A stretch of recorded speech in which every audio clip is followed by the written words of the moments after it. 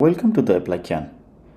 Thank you for your interest to become an agent in ApplyCan. Please follow the following steps. म तपाईहरुलाई यहाँ के देखाउन गइरहेको छु भने यो चाहिँ हाम्रो जनरल इन्फर्मेसन हाम्रो वेबसाइटमा भएको कलेजको इन्फर्मेसनहरु हो। तपाईहरुले स्क्रल डाउन अप गरेर सबै इन्फर्मेसनहरु देख्न सक्नुहुन्छ। त्यसपछि यहाँ home browser course browser option छ। यहाँ चाहिँ बिजनेस म्यानेजमेन्ट तपाईले क्लिक गर्न सक्नुहुन्छ अथवा तपाईलाई जुन इच्छा छ जुन कोर्सको बारेमा जुन फ्याकल्टीको बारेमा बुझ्न मन छ त्यो क्लिक गर्न सक्नुहुन्छ। त्यसपछि तपाईलाई यसले नेक्स्ट पेजमा लैजान्छ। त्यसपछि बिजनेस एन्ड म्यानेजमेन्टमा पर्ने कोर्सेसको लिस्टहरु यहाँ देखिन्छ। त्यसपछि तपाईले डिप्लोमा फिल्टर गर्नुहुन्छ। त्यसपछि लोकेसन तपाईले जुनसुकै लोकेसन क्लिक गर्न सक्नुहुन्छ। त्यसपछि त्यही अनुसारको तपाईलाई फिल्टर रिजल्ट दिन्छ। 2 year programme diploma 2 year programme with location diploma advance diploma PG सबै कुरा फिल्टर गर्न सकिन्छ। कोअप छ कि छैन सबै कुराहरु पनि यहाँ देखाएको हुन्छ।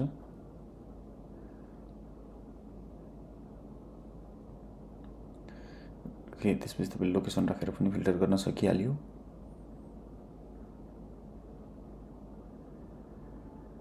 त्यसपछि तपाईले कन्ट्याक्ट गर्नको लागि चाहिँ कन्ट्याक्ट फर्ममा गएर हामीलाई कन्ट्याक्ट गर्न सक्नुहुन्छ। हाम्रो इमेल फोन नम्बर व्हाट्सएप सबै कुरा यहाँ दिएको छ। यो फर्म फिल अप गरेर तपाईले सबमिट बटन हिट गरेपछि हामीलाई नोटिफिकेसन आउँछ। हामीले चाहिँ विथिन 3 डे तपाईहरुको रेस्पोन्स गर्ने छौं मेसेजलाई। न्यू एजेन्ट रजिस्ट्रेसनको लागि चाहिँ एजेन्ट रजिस्ट्रेसनमा जानुपर्ने छ। यहाँ देखाइएको अनुसार तपाईले आफ्नो बिजनेस नेम रजिस्टर नेम जे छ हाम्रो प्यानमा भ्याटमा जेमा जसरी दर्ता छ त्यही अनुसारको नेम राख्नुपर्ने छ। त्यसपछि तपाईले डिस्क्रिप्सनमा जनरल इन्फर्मेसन राख्न सक्नुहुन्छ जुन चाहिँ अप्सनल छ नराख्दा पनि फरक पर्दैन तर हामी राख्नलाई रिकमेन्ड गर्छौं।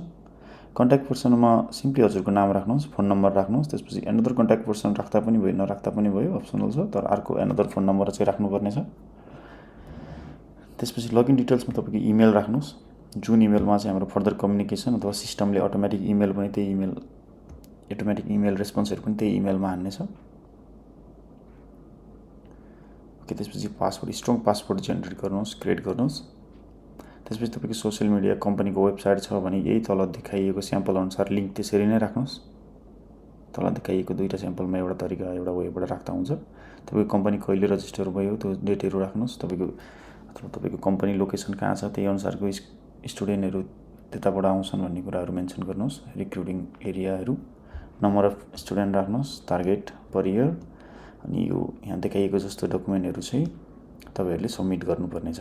एज सुन एज यो स्टेप कम्प्लिट हुन्छ तपाईलाई ओटीपी जेनेरेट हुन्छ। त्यसपछि तपाईले ओटीपी इमेलमा आएको ओटीपी त्यहाँ हानेपछि तपाईहरुले डकुमेन्ट चाहिँ सबमिट गर्ने पेजमा पुग्नुहुन्छ।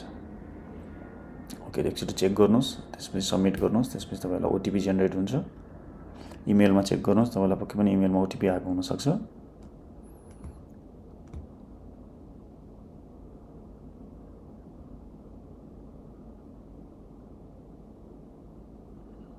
ओके ओटीपी पनि आयो। तपाईहरुको लगइन पोर्टल यो ड्याशबोर्ड खुलेको छ।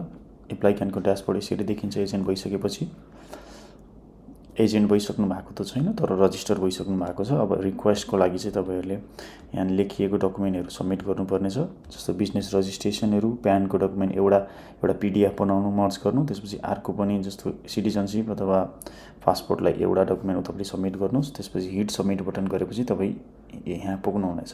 सबै कुराहरु हेर्नु मिल्छ तर तपाईको विथिन 3 डेजमा यो एक्टिभेट हुन्छ। हामी ट्राई गर्ने छौं कि तपाईहरुको विथिन 24 आवरमा एक्टिभेट गर्नको लागि। जस्ट इन केस टाइम लाग्यो केही भयो भने चाहिँ तपाईहरुले कन्ट्याक्ट फर्ममा भएको नम्बरमा व्हाट्सएपमा मेसेज गर्न सक्नुहुन्छ। हस्त धन्यवाद and thank you for your time.